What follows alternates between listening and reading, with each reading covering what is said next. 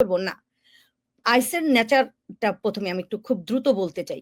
আইসের নেচারটা হলো আইস সবসময়ই জনবহুল এলাকাতে রেড করতে যায় না। জ্যাকসন হাইটের ডাইভার্সিটি প্লাজাতে কখনো সে রেড করবে না। জামাইকা হিল সাইডে সাগরের সামনে বা প্রিমিয়ামের সামনে সে রেড করবে না। সে ভোর রাতে আসে। ৩টা থেকে ৬টার মধ্যে আইস রেড হয় মানুষের বাড়িতে। এখন পর্যন্ত তারা বাড়িতে যাচ্ছে। কেন যাচ্ছে? কারণ নির্দিষ্ট ব্যক্তিকে ধরতে নির্দিষ্ট ছবি নিয়ে যাচ্ছে, যেটা রুবায়া আপা বলল। এইটা হলো তার এখনকার নেচার। তার নেচার পাল্টাইতে পারে, ওয়ার্ক প্লেসে যাইতে পারে। সে ওয়ার্ক প্লেসে যাবে, একটা মানুষের ওয়ার্ক প্লেসে যাবে না। সে যখন জনগণ নিয়ে ওয়ার্ক প্লেসে যাবে, বড় জায়গায় রেট দিবে। Like a Walmart, like a যেসব জায়গায় ব্যাক লটে অনেক আনডকুমেন্টেড মানুষ কাজ করে, সেখানে যাওয়ার চেষ্টা করবে।